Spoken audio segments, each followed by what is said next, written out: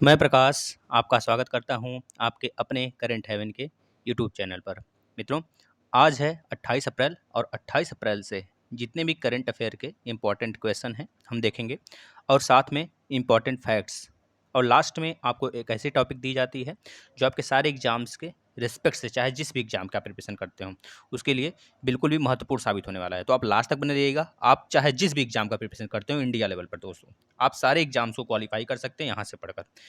आपको दोस्तों यहाँ से पढ़ने के बाद करंट अफेयर कहीं से भी पढ़ने की जरूरत नहीं पड़ेगी, ये हम आपको विश्वास दिलाते हैं। तो चलिए हम लोग स्टार्ट कर लेते हैं आज के पहले क्वेश्चन से। हाल ही में मैनचेस्टर सिटी ने फुटबॉल टूर्नामेंट लीग में जीत हासिल की है। पहले तो ये याद कर लेंगे यह इसकी कौन सी नंबर की जीत होगी। पहले तो याद कर लेंगे कि मैनचेस्टर सिटी ने फुटबॉल टूर्नामेंट लीग में जीत हासिल की है। मैनचेस्टर सिटी कहाँ पड़ता है, सारी बातें भी डिस्कस करते हैं। तो ये चौथा इसका जीत होगा। ये कौन सा जीत होगा इसका? चौथे नंबर का इसका जीत होगा। मैनचेस्टर सिटी ने वेम्बली में टोटेनहम हॉटस्पुर की ओर से किया निराशजनक प्रदर्शन के साथ लगातार चौथी बार रिकॉर्ड कप लीग कप जीता है। ये चीज याद रखेंगे। यह 1980 की शुरुआत में लगातार 4 साल प्रतियोगिता जीतने के बाद सिटी की जीत ने लिवरपूल की उपलब्धि की बराबरी की है। मित्रों, ये चीज याद करेंगे। यह चीजें आप याद कर लेंगे दोस्तों। अब बात हुई है मैनचेस्टर लिवरपूल। दोस्तों यह यूनाइटेड किंगडम में पड़ता है। यूनाइटेड किंगडम यानी कि इंग्लैंड, यानी कि दो दोस्तों इंग्लैंड है वो चार आइलैंड से मिलकर बना है। कौन कौन? पहले तो इंग्लैंड ही हो जाता है यूनाइटेड किंगडम का, और दूसरा उत्तरी आयरलैंड, तीसरा स्कॉटलैंड और चौथा वेल्स। ये चीज याद रखेंगे दोस्तों। यूके के लंदन से, जो यूके का कैपिटल लंदन है, उसी जगह से ग्रीनविच मेरिडियन टाइम देशांतर लाइन गुजरती है, जहां से भारत का जो लाइन है, जो कि टाइम जोन है भारत का, जो कि इलाहाबाद के नैनी से होकर गुजरती है, वहां से लंदन के बीच जो ग्रीनविच समय लाइन है उसके बीच का जो समय है 5.5 घंटे का अंतर है। यूके का अगर पीएम की बात करें तो बोरिस जॉनसन 1947 में जब भारत आजाद हुआ था तब उस समय पीएम क्लीमेंट एटली थे। ये बात आप इतना याद रखेंगे मित्रों। चलते हैं नेक्स्ट क्वेश्चन की तरफ। दोस्तों सारे क्वेश्चन इंपॉर्टेंट है, आप कॉपी पे नोट करते हुए चलेंगे। हाल ही में वयोवृद्ध भारतीय कृष्णमूर्ति संथानन का निधन हो गया। यह कौन थे मित्रों? तो बता देना है आपको। यह आपके सामने जो इमेज दिख रहा है यह कौन है, इनका स्टेटस क्या है, तो बता देंगे। यह वैज्ञानिक है दोस्तों। यह दोस्तों भारतीय परमाणु वैज्ञानिक हैं। इतनी बातें याद रखेंगे। वयोवृद्ध भारतीय परमाणु वैज्ञानिक कृष्णमूर्ति संतानम का अभी हाल में निधन हो गया। यह बात आप याद रखेंगे दोस्तों। वर्ष 1998 की पोखरण परमाणु परीक्षण आप याद करेंगे दोस्तों। उस समय महत्वपूर्ण भूमिका यह निभाए थे दोस्तों। उस समय अगर बात करें हमारे राष्ट्रपति कौन थे, तो आप बता देंगे दोस्तों। उस समय हमारे राष्ट्रपति, आपको उस समय अगर वैज्ञानिक सलाहकार की बात करें दोस्तों, तो एक जो एपीजे अब्दुल कलाम थे वही थे। याद रखेंगे। उस समय हमारे पीएम कौन थे, तो बता देंगे अटल बिहारी वाजपेयी। अटल बिहारी वाजपेयी दोस्तों कितनी बार पीएम बन चुके हैं, तो बताएंगे 3 बार पीएम रह चुके हैं। एक बार 1996 में सिर्फ और सिर्फ 13 दिन के लिए। दूसरा कार्यकाल उनका 13 महीने के लिए था 1999 में। जो चौथा कार्यकाल था दोस्तों, मतलब जो तीसरा कार्यकाल था उनका पूर्ण कार्यकाल था 5 साल के लिए, 1999 से लेकर 2004 तक दोस्तों। दोस्तों यह रक्षा अनुसंधान और विकास संगठन डीआरडीओ, परमाणु ऊर्जा विभाग डीएई और रक्षा अध्ययन और विश्लेषण संस्थान आईडीएसए के साथ बहुत लंबे समय तक जुड़े रहे थे। याद करेंगे। जो ये आपके संथानम जी हैं, ये इनकी बात हो रही है दोस्तों। डीआरडीओ की बात हुई तो डीआरडीओ का जो स्थापना हुआ था कब हुआ था, तो बता देंगे 1958 में दोस्तों। 1958 में नासा की भी स्थापना हुई थी। आपको सारा कुछ डिटेल में बताया गया। आप डीआरडीओ के बारे में जितना कुछ जानते हैं लिख डालिए। हम आपको विश्वास दिलाते हैं दोस्तों, जितना आप लिखेंगे उतना ज्यादा आपका रिवीजन होगा। चलिए नेक्स्ट क्वेश्चन की बात कर लेते हैं दोस्तों। मोस्ट इंपॉर्टेंट है।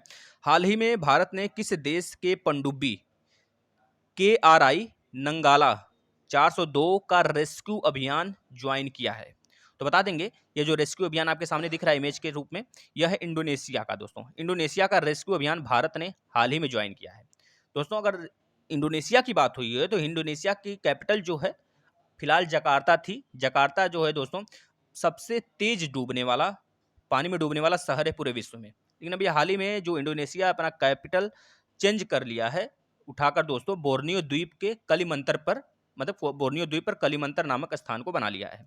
ये चीज याद रखेंगे दोस्तों। इंडोनेशिया पूरे विश्व का सबसे ज्यादा आइसलैंड वाला देश है। मतलब छोटे छोटे आइलैंड से मिलकर बना हुआ सबसे बड़ा देश कौन है? इंडोनेशिया है। सबसे बड़ा आइलैंड पूरे विश्व में कौन है? तो बता देंगे ग्रीनलैंड है। याद रखेंगे दोस्तों, जो डेनमार्क का पार्ट है। दोस्तों इंडोनेशिया की बात हुई, इंडोनेशिया के पीएम जोको विडोडो। दोस्तों जकार्ता इसका पूर्व कैपिटल था। याद रखेंगे मुद्रा यहाँ की इंडोनेशियन रुपया, रुपया बोलेंगे, जो कि 0.0051 रुपए के बराबर है भारतीय रुपए के। तो यहाँ पे पासेक्स सैन्य अभ्यास होता है भारत और इंडिया के बीच में, जो भी हाल ही में हुआ भी था 18 फरवरी 2021 को अरब सागर में। इतनी बातें आप याद रखेंगे दोस्तों इंडोनेशिया से। चलते हैं नेक्स्ट क्वेश्चन की तरफ। हाल ही में पंडित राजन मिश्रा का निधन हो गया। यह कौन थे?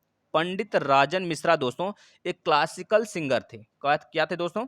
ये क्लासिकल सिंगर थे। इनका स्टेटस जो था, ये क्लासिकल सिंगर रह चुके थे दोस्तों भारत में। दोस्तों ये इंपॉर्टेंट क्यों है हमारे लिए, इसके बारे में बात कर लेते हैं। दोस्तों भारत में बनारस घराने के प्रसिद्ध हिंदुस्तानी शास्त्रीय गायक पंडित राजन मिश्रा का निधन हो गया। यह भारतीय शास्त्रीय गायन की ख्याति, मतलब इनके पास बहुत ज्यादा ख्याति था। ख्याति मतलब बहुत ज्यादा विख्यात थे दोस्तों। मिश्रा को 2007 में कलाकार के क्षेत्र में, यानी कला के क्षेत्र में पद्म विभूषण मिला था। पद्म विभूषण नहीं, पद्म भूषण, जो कि हमारे भारत का सर्वोच्च तीसरे नंबर का पुरस्कार है दोस्तों। पहले नंबर का भारत रत्न, दूसरे नंबर पर पद्म विभूषण और तीसरे नंबर पर पद्म भूषण आता है। चौथे नंबर पर पद्मश्री आता है। तो इनको पद्म भूषण मिला है 2007 में। तो पंडित राजन मिश्रा को संगीत नाटक अकादमी पुरस्कार द्वारा भी सम्मानित किया जा चुका है। गंधर्व राष्ट्रीय पुरस्कार द्वारा भी सम्मानित किया जा चुका है दोस्तों। राष्ट्रीय तानसेन सम्मान द्वारा भी इनको सम्मानित किया जा चुका है। इस वजह से यह बहुत ज्यादा इंपॉर्टेंट हो जाते हैं। इतनी बातें आप याद रखेंगे। चलते हैं नेक्स्ट क्वेश्चन की तरफ दोस्तों जो यह रैंकिंग वाली जीडीपी वाली क्वेश्चन आती है ना, तो आप इसको क्या करिए, एक महीने तक बस याद किया करिए। एक महीने में जितनी भी कंपनियां हैं जो स्कीम जो जीडीपी बताती हैं भारत का, आप फाइनेंशियल ईयर अगले ईयर का, तो आप उसको नोट कर लिया करिए। एक महीने बाद उसे आप भूल जाया करिए, क्योंकि वो इंपॉर्टेंट नहीं होता है। अगर उस महीने में कोई एग्जाम हुआ तब तो इंपॉर्टेंट है, नहीं तो नहीं इंपॉर्टेंट है। हाल ही में गोल्डन स्केस ने वित्त वर्ष 2022 के लिए भारत की जीडीपी ग्रोथ का कितना अनुमान लगाया है दोस्तों? इन्होंने जो पहले अनुमान लगाया था वो लगाया था 10.9%। लेकिन दोस्तों आप देख रहे हैं स्थिति, पूर्वानुमान में कटौती, महामारी के मामलों की बढ़ोतरी, संख्या आप देख रहे हैं कितने लोग मर रहे हैं, कितने लोग का डेथ हो रहा है, कितने घर के लोगों को एकदम परेशानी सहनी पड़ रही है, ऑक्सीजन सिलेंडर के लिए कितना मारामारी है दोस्तों। इस वजह से यह सब देखते हुए इन्होंने जो अपना रेट है, जीडीपी रेट है भारत का फाइनेंशियल ईयर का 2022 का, उनको घटाकर 10.5 कर दिया है मित्रों। ये चीज याद रखेंगे। चलिए नेक्स्ट क्वेश्चन की तरफ चलते हैं। हाल ही में आरबीआई ने कितने वर्षों तक निजी बैंकों के एमडी और सीईओ, मैनेजिंग डायरेक्टर और चीफ एग्जीक्यूटिव ऑफिसर, सीईओ का फुल फॉर्म और एमडी का फुल फॉर्म, उनका कार्यकाल सीमित किया है कितने वर्षों तक? तो बता देंगे दोस्तों 15 साल तक। 15 साल तक उनका कार्यकाल सीमित कर दिया गया है आरबीआई द्वारा। जितने भी वाणिज्य बैंक हैं, जितने आपके निजी बैंक हैं, सबका, चाहे जितने भी बैंक हो दोस्तों। तो आरबीआई के बारे में 2-3 दिन से चर्चाएं हो रही हैं, तो आज हम आरबीआई के बारे में फुल चर्चा कर लेते हैं। आरबीआई की स्थापना 1 अप्रैल 1935 को हुई थी। यह भारत का राष्ट्रीय बैंक है। यह एक्ट 1934 के तहत 5 करोड़ के शुरुआती धनराशि से इसका स्थापना किया गया था। 1 जनवरी 1949 को आरबीआई का राष्ट्रीयकरण हुआ था। यह भारत का क्या काम करती है दोस्तों? तो बता देंगे भारतीय रिजर्व बैंक, यानी भारत का सर्वोच्च मौद्रिक प्राधिकरण है। यह भारत के नोटों की छपाई करती है, केवल 1 रुपए को छोड़ के। 1 रुपए के नोट की छपाई जो करती है मिनिस्ट्री ऑफ फाइनेंस करती है, और 1 रुपए के अलावा जितने भी सिक्के की ढलैया होती है वो भी मिनिस्ट्री ऑफ फाइनेंस ही करती है दोस्तों। यह और क्या काम करती है दोस्तों? मुद्रा का नियंत्रण, मतलब साख नियंत्रण करती है, क्रेडिट नियंत्रण करती है, वाणिज्य बैंकों पर नियंत्रण अपना रखती है, यह चीजें रखती हैं दोस्तों। और इशूइंग, जितने करेंसी इशू करना होता है यह मैनेज करती है। मैनेजिंग फॉरेन एक्सचेंज मैनेज करती है, जो तो फॉरेन एक्सचेंज के बारे में जितने भी होते हैं दोस्तों। ऑफिशियल डायरेक्टर से बात करें तो इसमें 1 गवर्नर होते हैं, 4 डिप्टी गवर्नर होते हैं दोस्तों। अगर बात करें फर्स्ट गवर्नर ऑफ आरबीआई तो बता देंगे सर ऑसबर्न स्मिथ। पहले भारतीय गवर्नर की बात करें तो सीडी देशमुख 1937 से 1949 तक दोस्तों। अगर बात करें दोस्तों ऐसे कौन से पीएम हैं जो कि आपके आरबीआई गवर्नर रह चुके हैं, तो बता देंगे पीएम मनमोहन सिंह दोस्तों। याद रखेंगे 1992 के आसपास में, 91-92। अगर आरबीआई का हेडक्वार्टर, पहला हेडक्वार्टर की बात करें तो कोलकाता बताएंगे, लेकिन अभी फिलहाल में 1937 से जो हेडक्वार्टर बन चुका है उसका नाम है मुंबई। याद रखेंगे मित्रों, है ना। आरबीआई के लोगों की बात करें तो उसमें एक ताड़ का वृक्ष है और एक रॉयल बंगाल टाइगर है दोस्तों। यह जो आरबीआई का गठन हुआ था हिल्टन यंग कमीशन के सिफारिश पर हुआ था। याद रखेंगे। वर्तमान में शक्तिकांत दास जी हैं, 25वें नंबर के गवर्नर हैं दोस्तों। आरबीआई के गवर्नर का जो कार्यकाल होता है 3 साल का होता है दोस्तों। उनका जो पेमेंट होता है, सैलरी होती है 2.5 लाख रुपए होती है। यह चीज याद रखेंगे। आरबीआई के गवर्नर की नियुक्ति वित्त मंत्री के सलाह पर पीएम करते हैं दोस्तों। ये चीजें याद रखेंगे दोस्तों। बैंकिंग लोकपाल योजना भी आरबीआई के द्वारा ही लाई गई थी। इतनी बातें आप यहाँ से याद रखेंगे दोस्तों। दोस्तों कुछ भी आपका नहीं छोड़ेंगे हम। दोस्तों हाल ही में ऑस्कर अवार्ड 2021 के कौन से संस्करण की घोषणा हुई है? तो बता देंगे। अभी हाल ही में जो ऑस्कर अवार्ड आया दोस्तों, इस पर फुल वीडियो एक जा चुकी है सेपरेट, आप देख सकते हैं। यह दोस्तों लाया गया है, आप बता देंगे 93rd नंबर का है। दोस्तों ऑस्कर अवार्ड जो जारी करता है वह अमेरिका द्वारा 1929 से स्टार्ट हुआ था, यानी कि 1929 से स्टार्ट हुआ था। याद रखेंगे दोस्तों। जो भारत में सबसे पहले ऑस्कर मूवी है उसका नाम है दोस्तों मदर इंडिया। 1988 में दूसरी सलाम बॉम्बे, 2001 में लगान, 2004 में श्वास और 2005 में पहली और 2006 में रंग दे बसंती को मिला था ऑस्कर अवार्ड दोस्तों, जो विश्व का सबसे बड़ा फिल्म जगत का अवार्ड है दोस्तों। अगर भारत के फिल्म जगत के अवार्ड की बात करें, दादा साहब फाल्के पुरस्कार, आपको पता है 1969 में स्टार्ट हुआ था। 2021 के लिए किसे दिया गया है? तो बता देंगे दोस्तों, किसको दिया गया है? रजनीकांत जी को दिया गया, जो कि तमिलनाडु के हैं दोस्तों। इस बार जो मिला है दोस्तों, अमेरिकी ड्रामा नॉमलैंड के लिए मिला है ऑस्कर अवार्ड। ये चीज याद रखेंगे मित्रों। चलते हैं नेक्स्ट क्वेश्चन की तरफ। हाल ही में एम शांता नागौदर का निधन हो गया। ये कौन थे मित्रों? तो इसके बारे में आप बता देंगे कौन थे दोस्तों। ये सुप्रीम कोर्ट के पूर्व जज रह चुके थे, पूर्व जज ये रह चुके थे दोस्तों। इनका हाल ही में निधन हो गया दोस्तों। यहाँ पे बात हुआ है सुप्रीम कोर्ट की, तो सुप्रीम कोर्ट के बारे में जानना सबसे बेहद जरूरी है दोस्तों। सुप्रीम कोर्ट की जो अनुच्छेद है वो 124 का फर्स्ट अनुच्छेद के अंदर सुप्रीम कोर्ट की बात हुई है दोस्तों। दोस्तों अगर बात करें कुल जजों की संख्या इस समय कितनी है, कुल सीट कितना है जजों का, तो बता देंगे 33 प्लस 1। जो एक होता है वह आपका सुप्रीम कोर्ट का मुख्य जज होता है। ये चीज याद रखेंगे दोस्तों। अगर बात करें पहली महिला जज कौन थी दोस्तों, तो बता देंगे फातिमा बीबी, सर्वोच्च न्यायालय की पहली मुख्य न्यायाधीश थी। अगर बात करें, इंदु मल्होत्रा भी रह चुके हैं दोस्तों महिला जज के अंदर। ये चीजें याद रखेंगे दोस्तों। दोस्तों एच.जे. कानिया पहले जज रह चुके हैं। ये चीज याद रखेंगे मित्रों। यहाँ से आपको बहुत ही जानकारी मिल चुकी है दोस्तों। इन्हीं का भी हाल ही में निधन हो गया है, ये बात आप देख रहे हैं। नेक्स्ट देख लेते हैं। हाल ही में रिजर्व बैंक ने किस बैंक का लाइसेंस रद्द कर दिया है? मित्रों किस बैंक का लाइसेंस रद्द कर दिया गया है रिजर्व बैंक द्वारा? तो आप बता देंगे भाग्य उदय फ्रेंड्स का अर्बन को कोऑपरेटिव बैंक का जो लाइसेंस है वह रद्द कर दिया गया है दोस्तों। याद रखेंगे मित्रों। इतनी बातें आप यहां से याद रखेंगे मित्रों। चलते हैं नेक्स्ट क्वेश्चन की तरफ। हाल ही में किस केंद्रीय मंत्री ने राष्ट्रीय पंचायती पुरस्कार 2021 वितरित किया है दोस्तों? तो बता देंगे किस केंद्रीय मंत्री ने वितरित किया है मित्रों? तो बता देंगे हमारे प्रधानमंत्री मोदी जी ने ऐसा कारनामा किया है दोस्तों। यह मोदी जी का कारनामा है दोस्तों। यह बात कर रहे हैं पीएम मोदी ने वर्चुअल राष्ट्रीय पंचायत पुरस्कार 2021 प्रदान किया है दोस्तों। प्रधानमंत्री ने बटन क्लिक करके पुरस्कार विजेताओं को 5 लाख रुपए से 50 लाख रुपए की राशि अनुदान के रूप में हस्तांतरण की है दोस्तों। यह राशि वास्तविक समय में संबोधित पंचायतों के बैंक खाते में सीधे हस्तांतरित की जाएगी। ऐसा पहली बार किया जा रहा है दोस्तों ऑफिशियल। आपको पता है दोस्तों राष्ट्रीय पंचायती पुरस्कार 2021 के बारे में थोड़ा जान लेते हैं, ये क्या होता है दोस्तों। दीनदयाल उपाध्याय पंचायत सशक्तिकरण पुरस्कार 224 पंचायतों को दिया जाएगा। नानाजी देशमुख राष्ट्रीय गौरव ग्राम सभा पुरस्कार 30 ग्राम पंचायतों और ग्राम को यह प्रदान किया जाएगा दोस्तों। ये बातें याद रखेंगे दोस्तों। पंचायत विकास योजना पुरस्कार 29 ग्राम पंचायतों और बाल सुलभ ग्राम को दिया जाएगा। 30 राज्यों को पंचायत पुरस्कार और 12 राज्यों को ई पंचायत पुरस्कार से सम्मानित किया जाएगा। इतनी बातें आप याद रखेंगे दोस्तों। चलते हैं दोस्तों नेक्स्ट क्वेश्चन की तरफ, मतलब जो आपको कल दिया गया था दोस्तों। आप ज्यादा से ज्यादा क्वेश्चन के बारे में लिखा करिए जिससे आपको पूरी जानकारी मिल सके दोस्तों। देखिए ये क्वेश्चन पूछा गया था, 3 कोविड देखभाल केंद्र किस राज्य में स्थापित किया गया?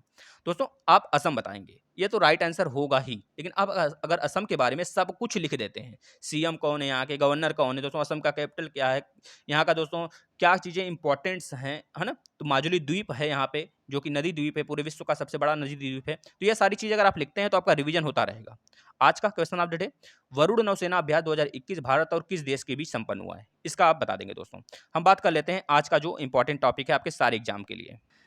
मित्रों हम लोग अनुच्छेद के भाग 1, भाग 2, भाग 3, भाग 4 में भाग 4A भी डिस्कस कर लिए हैं, है ना। आज हम डिस्कस करने वाले भाग 5 के बारे में। भाग 5 में 52 से लेकर 73 तक अनुच्छेद आते हैं। अब 52 अनुच्छेद से लेकर 73 अनुच्छेद सबको हमको पढ़ना है, लेकिन जो इंपॉर्टेंट है बस वही। जैसे अनुच्छेद नंबर 52 में यह कहा गया भारत का एक राष्ट्रपति होगा। अनुच्छेद नंबर 53 में यह कहा गया है संघ का कार्यपालिका जो शक्ति होगी वह राष्ट्रपति के हाथ में होगा। अनुच्छेद नंबर 54 में यह कहा गया है दोस्तों राष्ट्रपति का निर्वाचन कैसे किया जाएगा। अनुच्छेद नंबर 55 में यह कहा गया है दोस्तों कि राष्ट्रपति के निर्वाचन की रीति क्या होगी, किसके अनुसार होगा उनकी निर्वाचन दोस्तों। 56 अनुच्छेद में यह कहा गया है राष्ट्रपति की पदावधि क्या होगी। जनरली तो 5 साल के लिए होता है, लेकिन अगर उनके ऊपर महाभियोग लगता है तो पहले हटाए जा सकते हैं अनुच्छेद नंबर 61 के थ्रू, इम्पीचमेंट जिसे बोलते हैं। अनुच्छेद नंबर 57 में यह कहा गया है पुनर्निर्वाचन के लिए पात्रता, आपको पता है दोस्तों राष्ट्रपति जितना भी बूढ़ा हो जाए वह पुनर्निर्वाचित हो सकता है चाहे जितने कार्यकाल के लिए, लेकिन मिनिमम 35 साल एज होनी चाहिए। अनुच्छेद नंबर 58 में राष्ट्रपति निर्वाचन होने के लिए अर्हताएं यानी कि उनकी जितनी भी क्या क्या कंडीशन वो फॉलो करेंगे इसके बारे में बात किया गया है। अनुच्छेद नंबर 59 में राष्ट्रपति के पद के लिए शर्तें के बारे में बात किया गया, शर्त के बारे में। अनुच्छेद नंबर 60 में राष्ट्रपति के शपथ कौन दिलाएगा, आपको पता है जो सुप्रीम कोर्ट का जज होता है, सर्वोच्च जज होता है, वह दिलाते हैं दोस्तों, मुख्य न्यायाधीश जो होते हैं वही दिलाते हैं। अनुच्छेद नंबर 61 में इम्पीचमेंट यानी कि महाभियोग के बारे में बात किया गया है। अनुच्छेद नंबर 63 भारत का उपराष्ट्रपति होगा और जो उपराष्ट्रपति होगा वह राज्यसभा का सभापति होगा, ये 64 में बात किया गया है। 66 में उपराष्ट्रपति का निर्वाचन के बारे में, 67 में उपराष्ट्रपति के पदावधि के बारे में 5 साल होगा दोस्तों, इसके बारे में। अनुच्छेद नंबर 71 में राष्ट्रपति या उपराष्ट्रपति के निर्वाचन से संबंधित सारी बातें की गई हैं। अनुच्छेद नंबर 72 में क्षमादान के बारे में बात किया गया है, किसके दोस्तों, राष्ट्रपति के, ये चीजें याद रखेंगे। अनुच्छेद नंबर 73 संघ की कार्यपालिका शक्ति का विस्तार के बारे में बात किया गया है। इतनी बातें आप यहाँ से याद रखेंगे मित्रों। आपको हर एक चीज हम टॉपिक वाइज क्लियर करते हुए चल रहे हैं। जैसे संविधान खत्म होगा वैसे हम संविधान के आगे वाला पोर्शन लेंगे, जैसे अनुच्छेद खत्म होगा दोस्तों। तो आप लास्ट तक बने रहिएगा दोस्तों। एक उम्मीद है आप लोग से, आप अपनी फैमिली को बड़ा करेंगे, कम से कम आप 10 से 5 लोग को डेली शेयर करेंगे, जिससे कि वह जुड़ेंगे, उनको अच्छा लगेगा मित्रों। चलिए, धन्यवाद मित्रों।